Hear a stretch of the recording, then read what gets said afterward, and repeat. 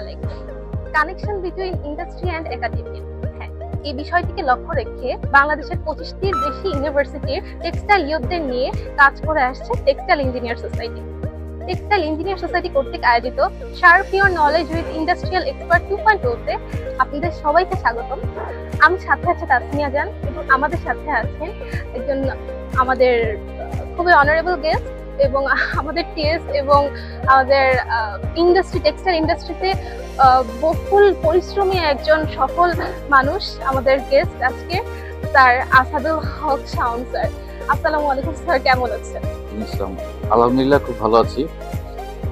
আপনারা কেমন আছেন? আলহামদুলিল্লাহ স্যার, আমরা আছি।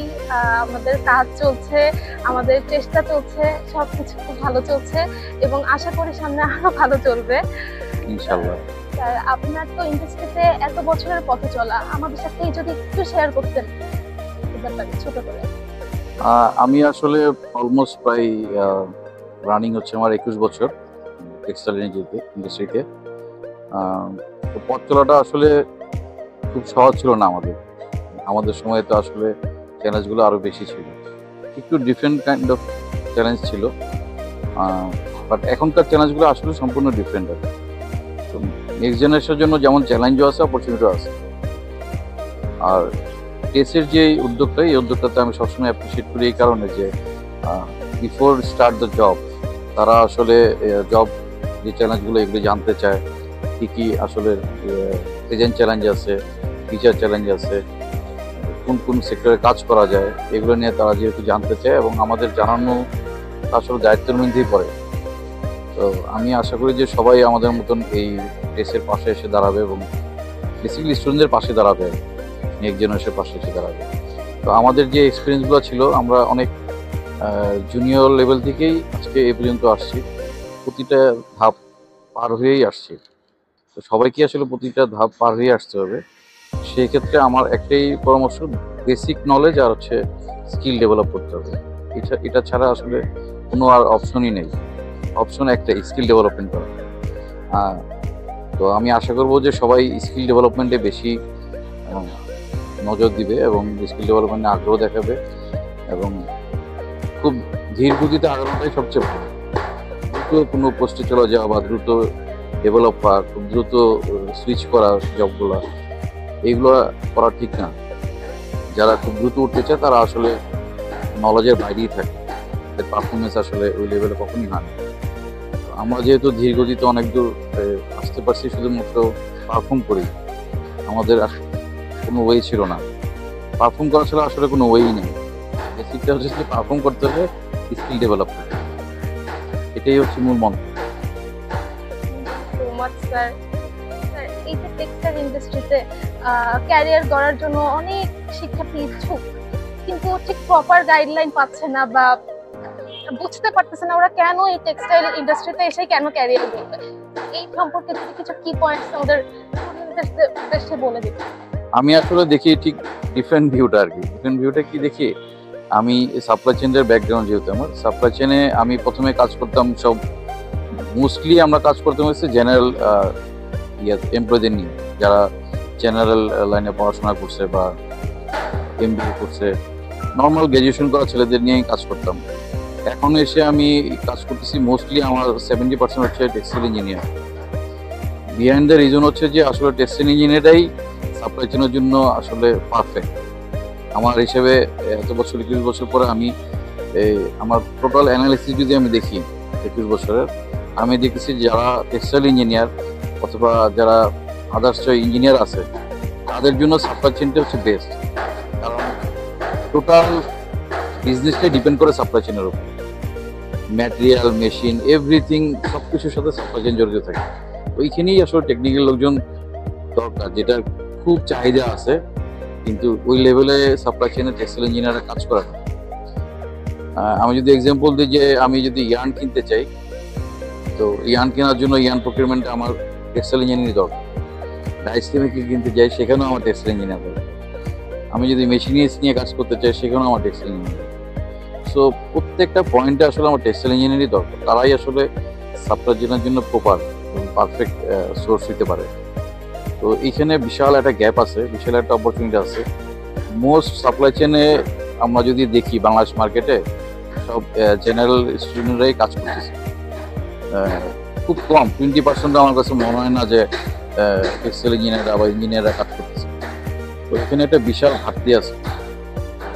আমি আশা করব যে নেক্সট জেনারেশন এই সাপ্লাই চেন নিয়ে কাজ করবে এবং তারাই সাপ্লাই চেনকে লিড দিবে। সাপ্লাই চেনই একটা কোম্পানিকে লিড দেয় আসলে। কোম্পানির বিজনেস ডেভেলপ থেকে শুরু করে সবকিছু কিন্তু সাপ্লাই চেনের উপর ডিপেন্ড করে। তো আমি আশা করবো যে তাদের জন্য হিউজ অপরচুনিটি এখনো আছে, বিশাল অপরচুনিটি আছে। সাপ্লাই চেনে তারা অনেক কিছু দেওয়া আছে তাদের, কারণ তারাই হচ্ছে টেকনিক্যাল এক্সপার্ট। তো জব নিয়ে অলরেডি হওয়ার কিছু নাই, জবের মার্কেটে এখনো বিশাল অপরচুনিটি আছে, নিজেকে ডেভেলপ করতে হবে। স্যার, আপনি সাপ্লাই চেইন ম্যানেজমেন্ট হিসেবে কাজ করছেন। এই supply chain management and warehouse management সবকিছু মিলে কি কি চ্যালেঞ্জেস আপনার ফেস করতে হয়েছে? সাপ্লাই চেনে প্রথম যেটা চ্যালেঞ্জ ফেস করছি সেটা হচ্ছে সাপ্লাই চেন সম্পর্কে মানুষের আইডিয়া ছিল না। যখন সাপ্লাই চেন নতুন একটা ডিপার্টমেন্ট আসলো তখন আমরা প্রকিউরমেন্ট বা পারচেজ ডিপার্টমেন্টে কাজ করতাম।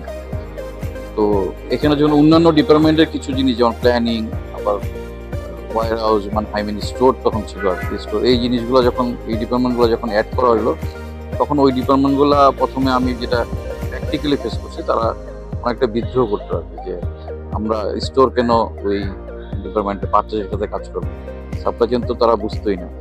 এই ধরনের বিশাল চ্যালেঞ্জ আমরা ফেস করছি প্রথম দিকে। তারপরে প্ল্যানিং এর একটা অংশ আমাদের সাথে কাজ করতো, কোঅর্ডিনেশন, প্ল্যানিং এন্ড কোঅর্ডিনেশনের একটা টিম আমাদের সাথে কাজ করতো, যেটা এখনো করতে হয়। তো ওরা খুব কনফিউজ ছিল কেন তারা সাপ্লাই চেনের সাথে কাজ করবে। তো অর্ডার থেকে লজিস্টিক একদম ডেলিভারি পুরোটাই হচ্ছে সাপ্লাই চেনের কাজ। এর ভিতরে কিন্তু সবারই ইনভলভমেন্ট আছে, মানে এই সমস্ত ডিপার্টমেন্টে ইনভলভমেন্ট আছে। তো এটা শিখতে শিখতে আজকে অনেক বছর চলে গেছে বাংলাদেশের টেক্সটাইল অ্যান্ড গার্মেন্টস সেক্টরের লোকজনের। তারা এটা এখন অনেক চাকরিতেই পড়া শিখে নিছে এবং এইভাবেই কাজ চলতেছে। কিন্তু প্রথম দিকে এটা আসলে খুবই চ্যালেঞ্জ ছিল যে সবাই এই ডিপার্টমেন্টকে নর্মাল পারচেজ ডিপার্টমেন্ট হিসেবেই চিন্তা করে, এই ডিপার্টমেন্টে কেনা ছাড়া আর কোনো কাজ নেই। এখানে যে অ্যানালাইসিস আছে, ডেভেলপমেন্ট আছে, ইনোভেশন নিয়ে কাজ করা আছে, কস্ট সেভ করা আছে, বিজনেস ডেভেলপ করাও আছে। এই জিনিসগুলো তো আসলে আগে কেউ জানতো না। এখন তো এই জিনিসগুলো অনেক ডেভেলপ হয়েছে এবং আমরা আরও ডেভেলপ করার চেষ্টা করতেছি, আরও পিপুলকে শেখানোর চেষ্টা করতেছি। এখনও এটা ওই মিড লেভেলে আছে, আসলে একেবারে প্রপার ওয়েতে এখনো সাপ্লাই চেন আমার এস্টাবলিশ হয় নাই।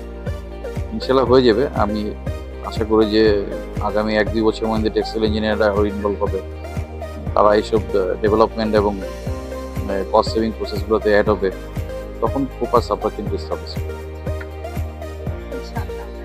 আমরা আশা করছি স্যারের মতো আরো অনেক ইন্ডাস্ট্রিয়ালিস্ট যারা সাপ্লাই চেইন ম্যানেজমেন্টকে খুব ডিপলি বোঝে এবং এই ফিল্ডে অনেক দিন ধরে কাজ করে আসছেন, তারা আমাদের অবশ্যই বিভিন্ন সেশনের মাধ্যমে সাপ্লাই চেইন ম্যানেজমেন্ট নিয়ে বিশেষ আইডিয়া দিয়ে থাকবেন এবং যেন টেক্সটাইলে পড়াশোনা করা স্টুডেন্টরা যেন আমরা সাপ্লাই চেইন ম্যানেজমেন্টকে বুঝতে পারি এবং এই ডিপার্টমেন্ট নিয়ে কাজ করার জন্য আগ্রহী হই।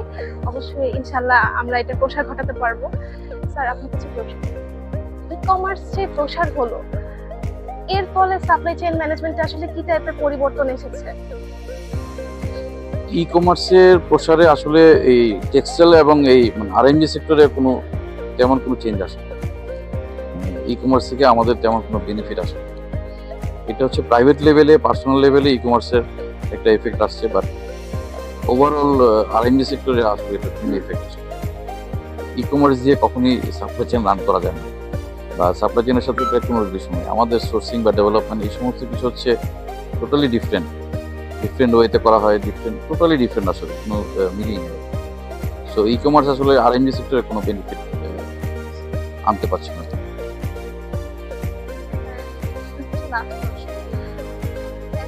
গ্রুপ আমি জানি অনেক ভালো একটা গ্রুপ। এই গ্রুপটা আমাদের সাস্টেইনেবল প্রোডাকশন এবং পরিবেশ বান্ধব প্রোডাকশন নিয়ে কিভাবে কাজ করছে? অ্যাস্ট্রোটেক্স আসলে অনেক বড় গ্রুপ, বিশাল অনেক ম্যান পাওয়ার নিয়ে কাজ করে এবং অনেক পুরোনো একটা কোম্পানি, 27 বছরের একটা কোম্পানি। লাস্ট 2 ইয়ার্স আসলে আমি এই সাস্টেনেবল নিয়ে আর এগুলো নিয়ে কাজ করতেছি, যেমন এনার্জি এবং এনভায়রনমেন্ট নিয়ে আমি কাজ শুরু করছি লাস্ট 2 ইয়ার্স। এখনও আমি এই ডেভেলপমেন্টই আছি, যেমন আমার কার্বন ফুটপ্রিন্ট নিয়ে আমি কাজ শুরু করছি, এনার্জি অডিট নিয়ে কাজ শুরু করছি, এনার্জি সেভিংস নিয়ে কাজ শুরু করছি। এনভায়রনমেন্টের যতগুলি আমাদের প্রোগ্রাম আছে সব কিছু আমরা এই মুহূর্তে ডেভেলপমেন্ট স্টেজ আছে। তো বাই 2025 আমরা ইনশাআল্লাহ সাকসেসফুলি সবগুলোই আমরা লঞ্চ করতে পারবো এবং টোটালি একটা সাস্টেনেবল কোম্পানি হিসেবে নিজেদেরকে দাঁড় করে দেবো। ইনশাআল্লাহ স্যার, অনেক শুভকামনা এর জন্য, অনেক শুভকামনা আপনার জন্য। আর আমাদের এই অফলাইন টিএসএর অফলাইন প্রোগ্রাম হচ্ছে কেমন লাগছে আপনার? আপনাদের প্রোগ্রামগুলো আসলে আমার সবসময় ভালো লাগে। আমরা আশা করি যে পরবর্তীতে এই প্রোগ্রামগুলি আরও বেশি করে হবে এবং আরও বড় আকারে হবে ইনশাল্লাহ, এবং ইন্ডাস্ট্রির লোকজন আরও বেশি করে এখানে সময় দিবেন, সময় দেওয়া উচিত তবে নৈতিক দায়িত্ব। ইনশাল্লাহ আমি নেক্সট ইয়ারে আশা করি যে আরও বেশ কিছু প্রোগ্রাম দেখতে পারবো। ইনশাআল্লাহ sir, thank you so much. আমরা অবশ্যই আপনাকে সামনে আরো পাবো আমাদের প্রোগ্রামগুলোতে। ইনশাল্লাহ। আল্লাহ হাফেজ, থ্যাংক ইউ সো মাচ। ধন্যবাদ।